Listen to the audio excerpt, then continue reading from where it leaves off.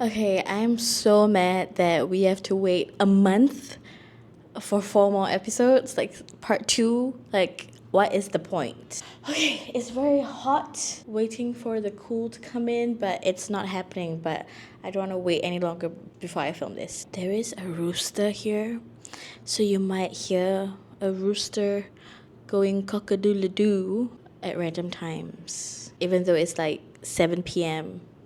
That's why I found out with having like roosters around the area that they don't just crow at sunrise. They crow like every time of the day. Googled it, and apparently they tend to even crow more if there are other roosters around, and there's like a whole group of them. So I guess that's why they keep on crowing. Like there was once where it was 3 a.m. and they crowed. But anyway, we're not talking about chickens today. We're talking about Bridgerton season 3. Okay, fine. Okay, Polin, you are kind of cute. But, okay. All right, let me go through the positives first. Okay, let's go through it. So, if you didn't know, I'm kind of a Polin hater. Mainly because I find Colin very boring. And I don't like Penelope. But we love Nicola here. Okay, Nicola. She's been consistently speaking up about Palestine, even during this press tour, even during the air date. So we love Nicola. I got my Netflix subscription purely because of you.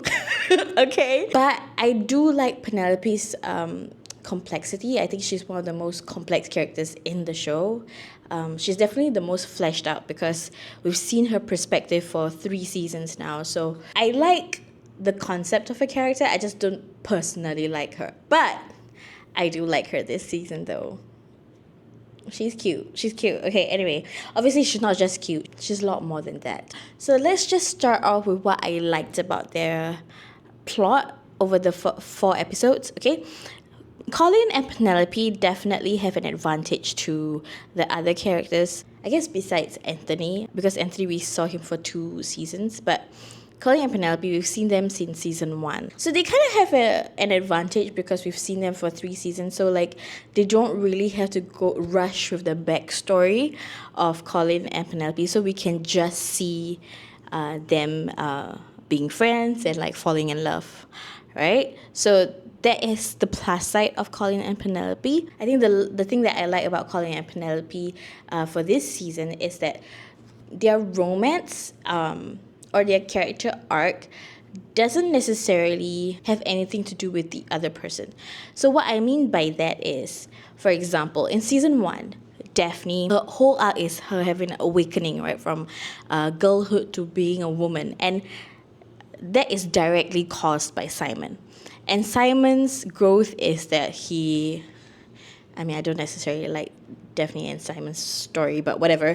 Daphne allows him to open up and allows himself to have love in his life. The reason he changes is because of Daphne. In season 2, both Kate and Anthony had the same struggle. They had the struggle of duty versus passion. Both of them want to do their duty, but both of them are the reason for each other's passions, right? So that's their arc. In season 3, Colin and Penelope's arcs, they have self-discovery for themselves. So with Penelope, she makes the decision for herself to change her wardrobe, to change what she's doing, to get a husband, not necessarily Colin, because she's spurred on by the fact that she doesn't want to stay in her house. She doesn't want to be trapped in her family's home. She wants to have her own life. And the reason she makes the changes is because she wants to make a practical change to ensnare a husband.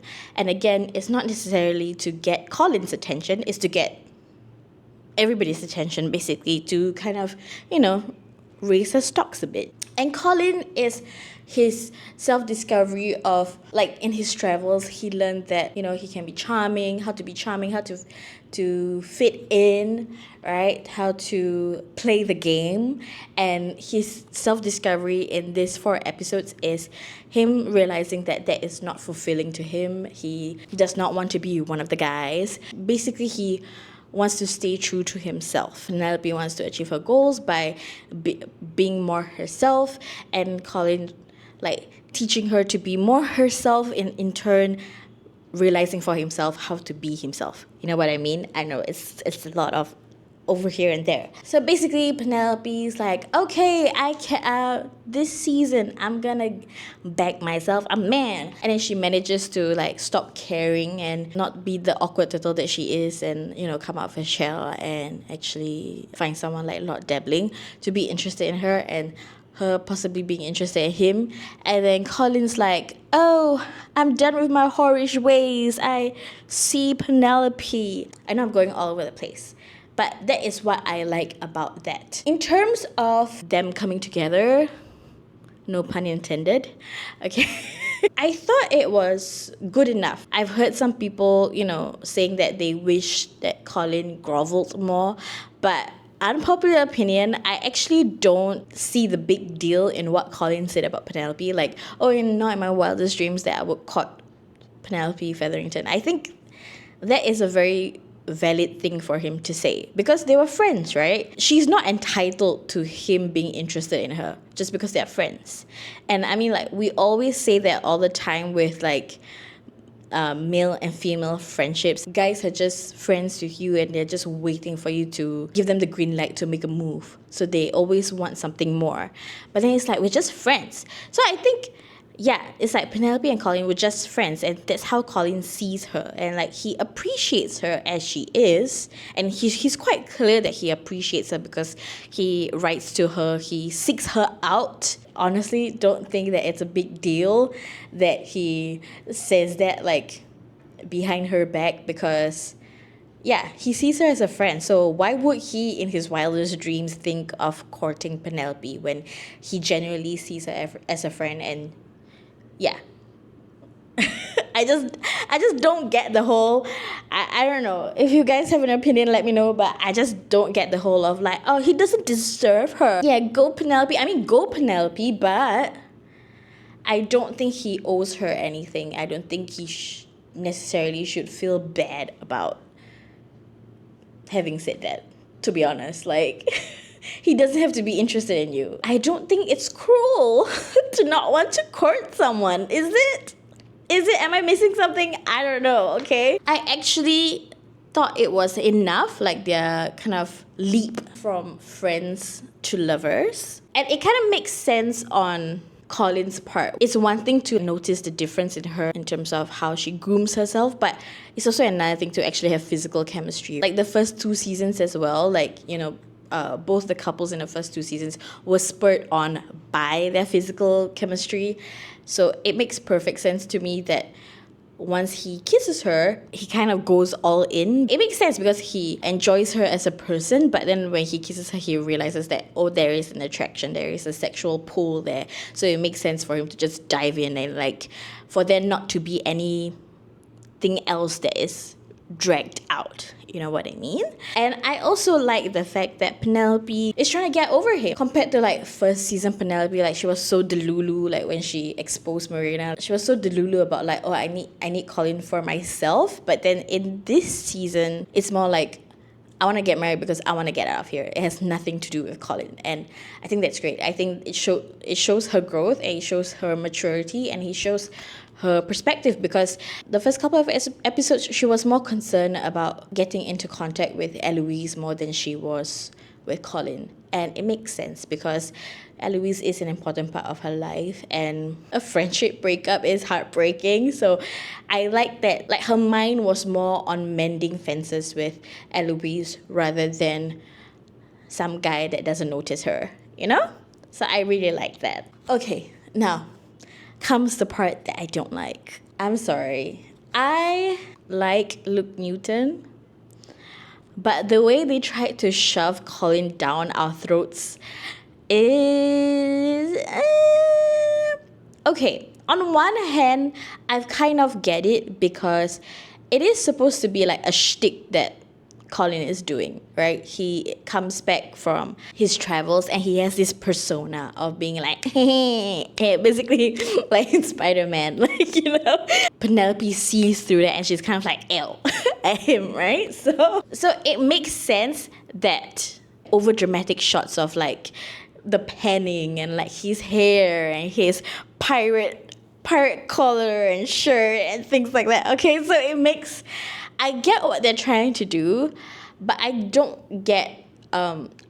like how much they're kind of like pasting it on the screen. It's like, you must like Colin. You must like Colin. He's the leading man this season. You must like Colin. Because Anthony had a glow up, right? But his glow up wasn't overdone.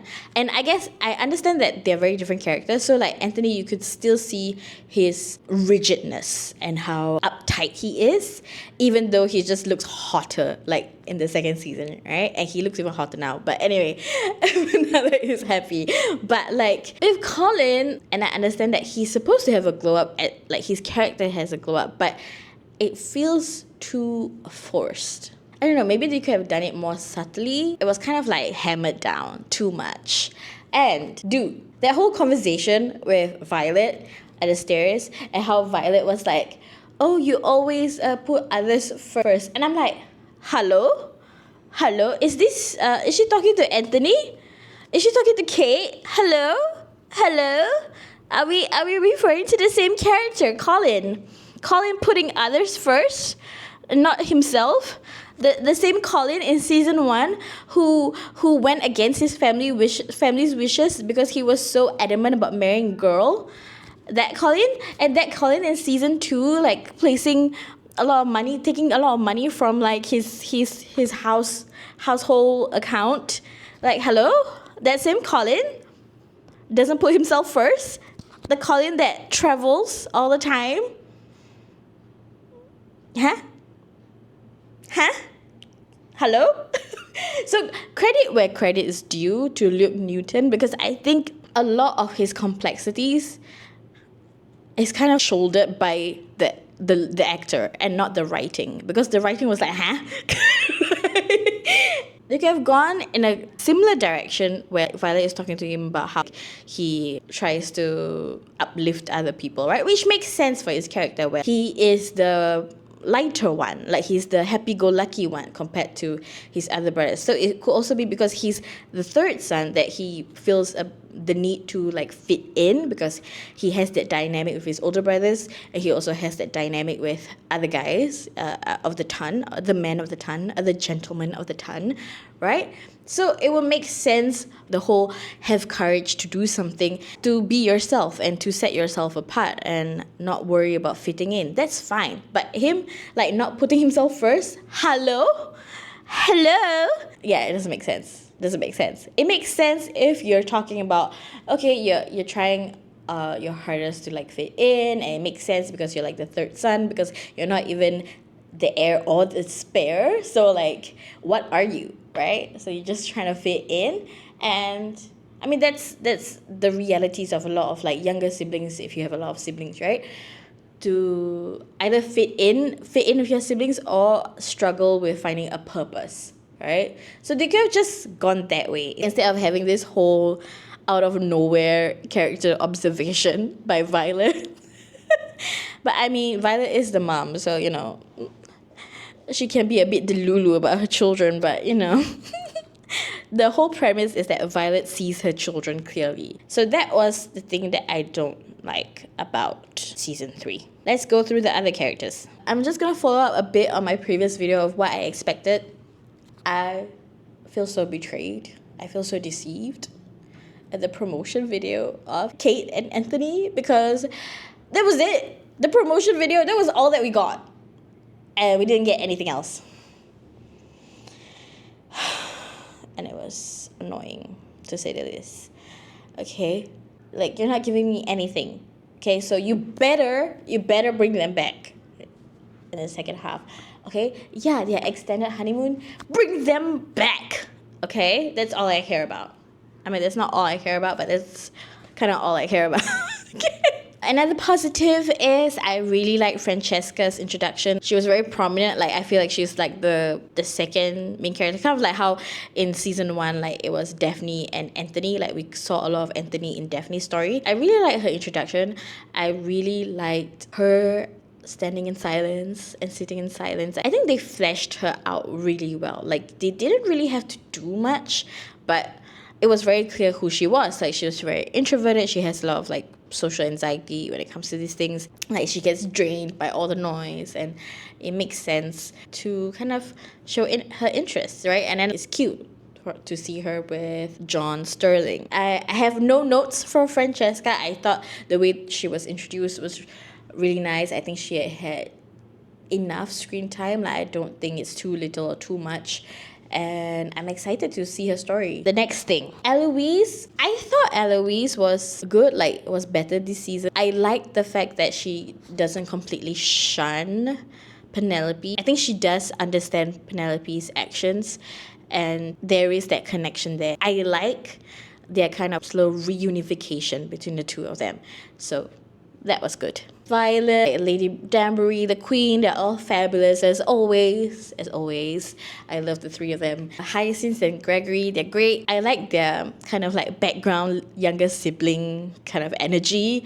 I think it's very realistic because that is kind of how younger siblings are. Like they yap, like yap, and but they're cute, so it's nice. Now, the biggest complaint that I have, okay, the biggest complaint is they're not doing anything with Benedict. Benedict is my favorite character. He's my favorite Bridgerton. Okay, Benedict deserves more. And I'm hoping they do more with him, because I think if not, he will get stuck in the same Colin arc. I think the mistake with Colin is that they have such a fleshed out character in Penelope, right? So it feels very satisfying to see her growth and to see her journey in season 3. But then with Colin, like, they didn't flesh him out the first 2 seasons when they could, and then all of a sudden they try to kind of like shove him down our throats when they could have done that like in the first 2 seasons. To kind of like show more of him trying to fit in, why he travels, like why is that so important in his personality? Is him like trying to set himself apart from his siblings, like, because he's seeing the world and everything, right? So they could have touched that more rather than waste time on other kind of plot lines. So I feel like they're underutilizing Benedict, and they could have used this season, maybe they'll do it in the second half, but they could have used these 4 episodes to kind of explore his relationship with class. Like, because he already hangs around with people not from the same class, right? And it's clear that he doesn't like the social functions that he goes to. But it keeps being like comic relief, which is cute, but at the same time, like, it's not exploring his character. And like, you don't have to wait till his season to explore his character. Like, you should already start planting like the seeds now, just like how they did with Penelope. Like, the reason why Penelope's arc is so clear and it's so well done is because they have shown the seeds since the beginning, right? So they should show Benedict's growth, and they should sow his growth from now. I feel like they're wasting time, and it keeps being the same thing, like of him just fucking around with artists, him fucking around with artists, and him fucking around with a widow. That's like the only That's the only difference. My problem is not the fact that he's fucking around. My problem is that they're not showing any insights to his character, and I feel like they'll start doing the same thing where with Colin, where they're trying to shove something down our throats during his season. The story has to do with class. It's like a Cinderella story, right? So it'll be very out of character if they're gonna show like his problems with like his love interests being from a different class. It'll make no sense when he's like so charming and so goofy and so down to earth in the first 3 seasons. And when he starts being an asshole or something, like, it won't make sense. You know what I mean? Or even like show him being like a romantic, which would make sense. Or even like the opposite, like where he's being pessimistic about love, and then he meets Sophie, and then like that's when his world changes, Editing Aurora here, I think I wasn't being too articulate with this point. What I meant to say is I wanted to see them set up kind of the struggle that Benedict will go through in his love story. If there's something stopping him from pursuing Sophie, such as like his class bias, like the fact that they won't be able to get married because they don't come from the same class in society, I would like to see that struggle kind of manifest in this season so that we understand his struggle in his season. So yeah, please don't waste Benedict. Don't waste Benedict. He's so charming, he's so cute, he's so funny, he's so likable. Yeah, make use of him. Okay?